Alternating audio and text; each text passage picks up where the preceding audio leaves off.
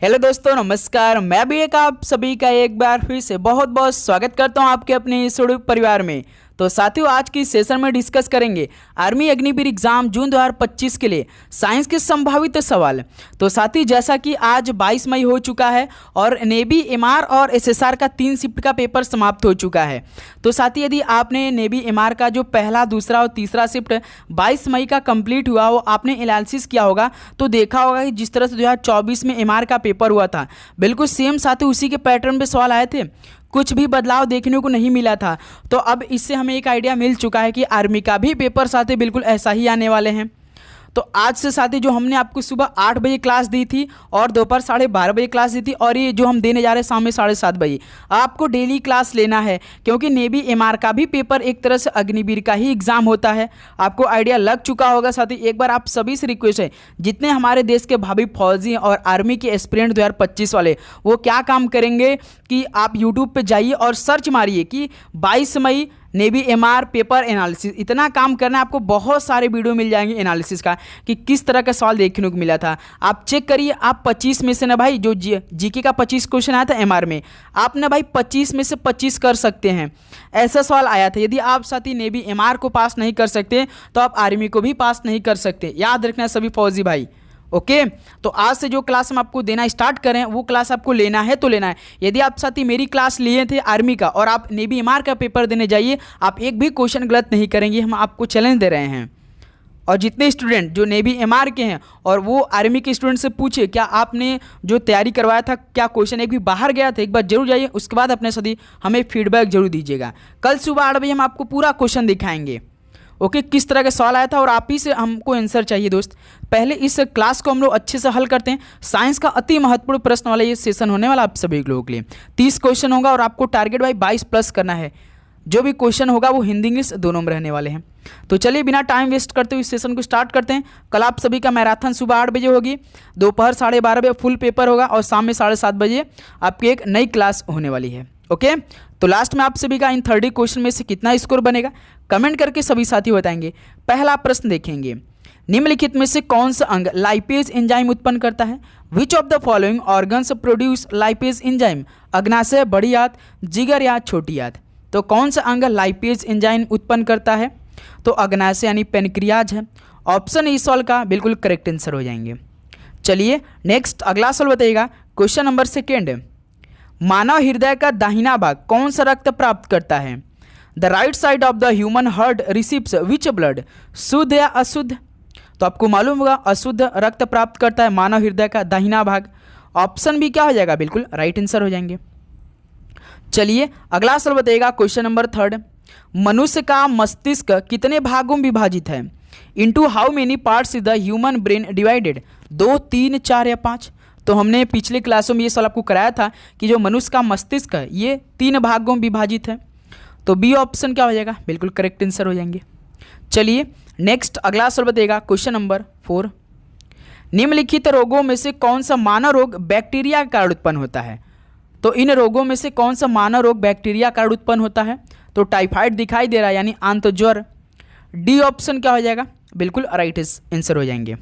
Okay, चलिए next अगला सवाल बताइएगा। क्वेश्चन नंबर 5, कौन सी ग्रंथि पित्त यानी एक पाचन तरल पदार्थ स्रावित करती है? Which gland secrete bile digestive fluid? अग्नाशय, यकृत, थायराइड या टेस्टिस? तो कौन करती है? तो सर जी यकृत करती है। बी ऑप्शन क्या हो जाएगा? बिल्कुल करेक्ट आंसर हो जाएंगे। चलिए नेक्स्ट अगला सवाल बताइएगा। क्वेश्चन नंबर 6, मनुष्य की आंख का रंग आंख के किसमें स्थित रंग द्रव्य पर निर्भर करता है? The colour of human eye depends upon the pigment present in the of the I.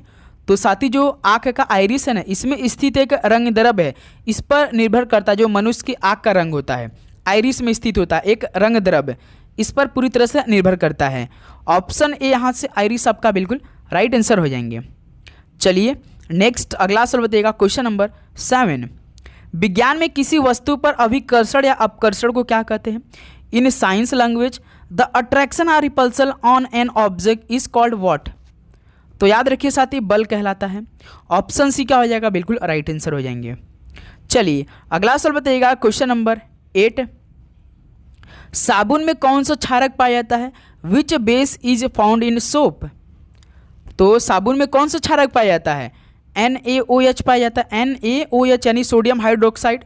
Option A आपका बिल्कुल करेक्ट आंसर हो जाएंगे। चलिए अगला सवाल बताइएगा, क्वेश्चन नंबर 9। अब केंद्रीय बल द्वारा कौन सा कार्य किया जाता है, यानी कितना कार्य किया जाता है? Work is done by centrifugal force.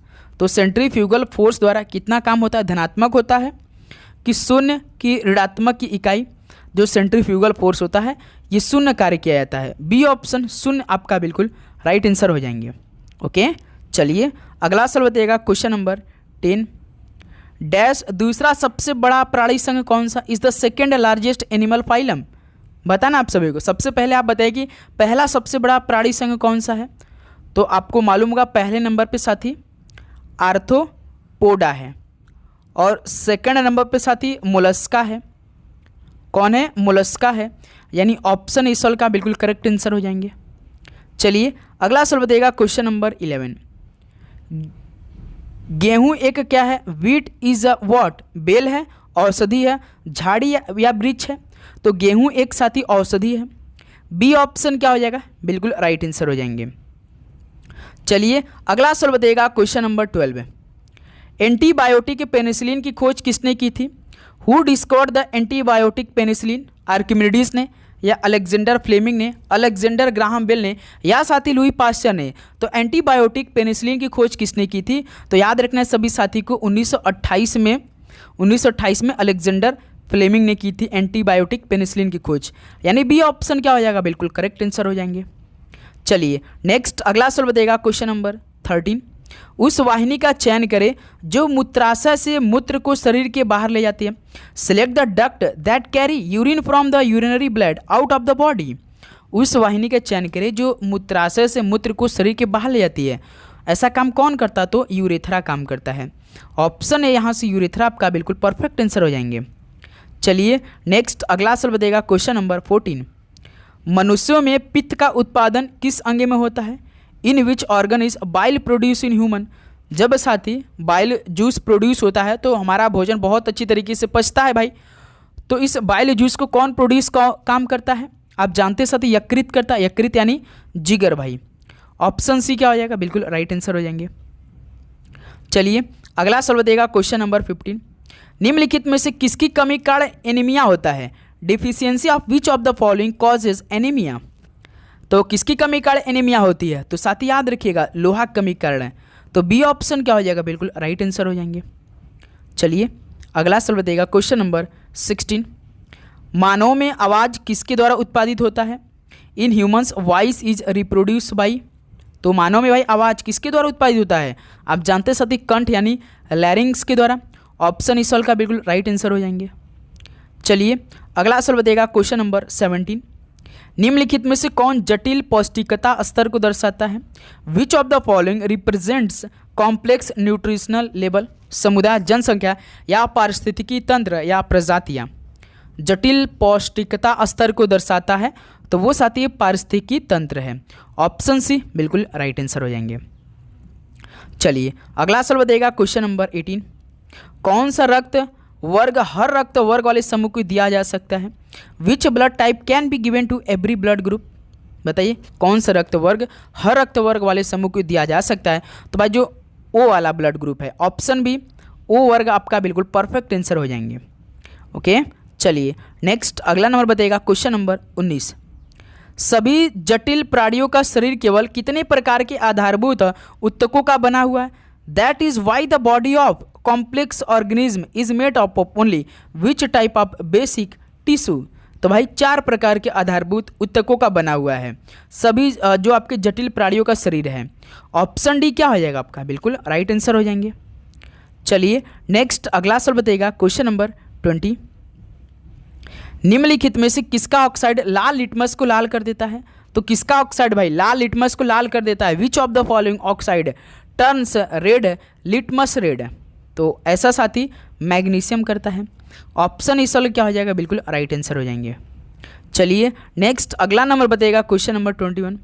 मक्खन किसका उदाहरण यानी butter is an example of निलंबन का, कोलाइडल घोल का, पायस का या मिश्रण का? तो भाई मक्खन तो इमल्सन का एग्जाम्पल यानी पायस का एग्जाम्पल है।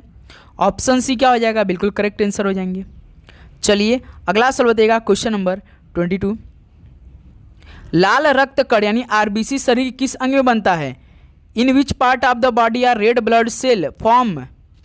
बताइए, अस्थि मज्जा, हृदय, गुर्दा या तिल्ली में? तो भाई जो आरबीसी है ये अस्थि मज्जा में बनता है।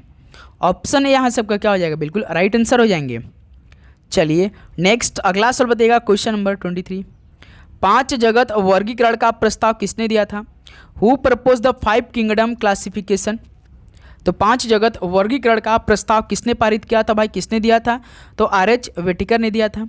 तो बी ऑप्शन क्या हो जाएगा? बिल्कुल राइट आंसर हो जाएंगे।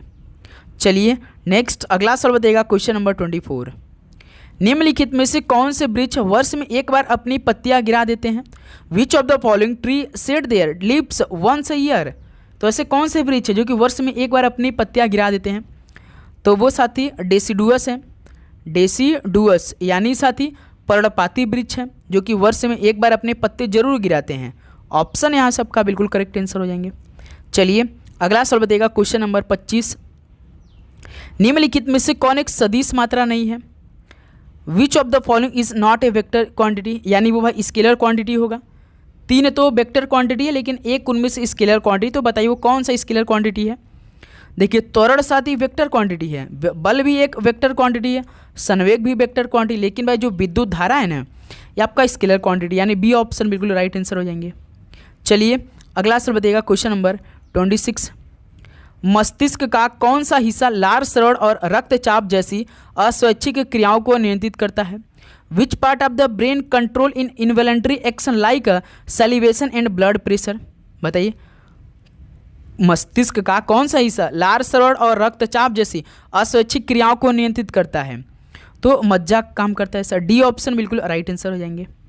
चलिए अगला सवाल बताइएगा क्वेश्चन नंबर 27। जीवाणु की खोज किसने की थी? विच डिस्कवर्ड बैक्टीरिया यानी who discovered bacteria? Who discovered bacteria तो किसने किया था भाई? एंटोनी वॉन लीवेनहैक ने किया था। ऑप्शन ए यहाँ सबका बिल्कुल करेक्ट आंसर हो जाएंगे। चलिए अगला सवाल बताइएगा क्वेश्चन नंबर 28। एक विशेष कार्य करने वाली समान कोशिकाओं के समूह को क्या कहते हैं? What is a group of similar sales performing a particular function called?